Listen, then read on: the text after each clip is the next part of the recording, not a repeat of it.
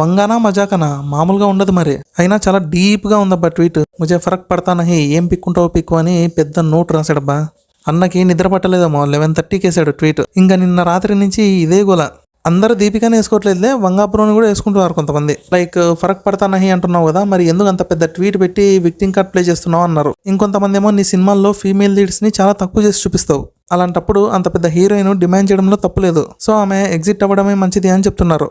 ఇంకా fans TFI audience అంతా దీపికానే వేసుకుంటున్నారు. ఏం లేదబ్బా, మనోడి బాధ ఏంటంటే నేను ఏ యాక్టర్కైనా సరే స్టోరీ చెప్పేటప్పుడు 100% నమ్ముతాను. నా స్టోరీని ఎక్కడా రివీల్ చేయరు అనే నమ్మకంతోనే ఎలాంటి అగ్రిమెంట్లు పెట్టుకోను. కానీ ఈసారి నువ్వు దాన్ని బ్రేక్ చేసి నా హార్ట్ బ్రేక్ చేసావు. అంతేకాకుండా ఒక యంగ్ యాక్టర్ని తక్కువ చేసి మాట్లాడావు. ఇదేనా నీ ఫెమినిజం? అవును, ఆ యంగ్ యాక్టర్ ఎవరైంటారు? తృప్తి అనుకుంటున్నాను నేనైతే. యాజ్ ఎ ఫిల్మ్ మేకర్గా నా ప్రాజెక్ట్స్ కోసం కొన్ని సంవత్సరాలు హార్డ్ వర్క్ చేస్తాను. For me film making is everything. తిండి, ఊపిరి, నిద్ర అన్నీ అదే. అయినా ఇదంతా నీకు తెలియదులే, తెలుసుకోలేవు కూడా అని చెప్పి పెద్ద ట్వీట్ వేశాడు. అండ్ లాస్ట్లో 2 లైన్లు భలే చెప్పాడు. ఏమన్నాడంటే, అగ్లీ బార్ పూరి కహానీ బోల్నా క్యూంకి ముజే జర్రా బీ ఫరక్ నహీ పడతా. బాబా సూపర్. సరే కానీ ఒకవేళ ఆమె దీన్ని నిజంగానే సీరియస్గా తీసుకొని బయటికి క్లిక్ చేస్తే ఏమవుతుంది? యాక్చువల్గా పెద్ద ఎఫెక్ట్ ఏం పడదులే, ఎన్నో ఫ్యాన్ థీరీలు వస్తుంటాయి కదా, దానిలో కుట్టుకోపోతుంది అంతే ఈ స్టోరీ కూడా. ఇదబ్బా జరిగిందైతే. మనోడు నిద్రపోక ఫ్యాన్స్ నిద్రపోనియలే. అంటే ట్వీట్ వేసాక హ్యాపీగా నిద్రపోయింటారులే, అది వేరే విషయం. ఏమలే కానీ మీరు ఒకటి గమనిస్తే మన బ్రో తీసిన ప్రతి సినిమాకి ఏదో ఒక ప్రాబ్లం వస్తుందబ్బా. ఫస్ట్ అర్జున్ రెడ్డి జస్ట్ అట్లా టీజర్ వచ్చింది, కొట్టుకున్నారు జనాలు. అయితే పెద్ద పెద్ద డిబేట్లే జరిగినాయి సినిమా ఆపేయాలని.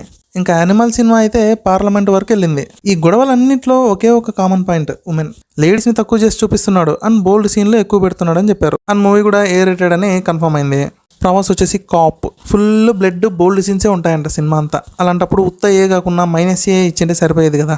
టాక్ ఏంటంటే తృప్తి వచ్చేసి డాక్టర్. సో ఈ డాక్టర్కి కాప్కి లవ్ ఎలా సెట్ అయింది అనేది మనం చూడాలి. సో ఈ గొడవ అయితే ఇప్పట్లో ఆగేటట్లేదు. ఫ్యాన్స్కి కొత్త సరుకు దొరికింది.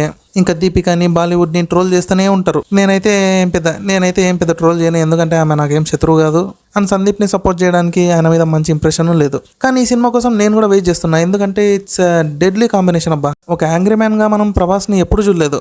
ఫైట్లు కొన్ని డైలాగులు చాలా సినిమాల్లోనే ఉన్నాయి, కానీ ఒక బోల్డ్ క్యారెక్టర్లో ఎప్పుడు చూడలేదు కదా. సో ఈ సినిమాలో చూస్తామో అనుకుంటున్నా.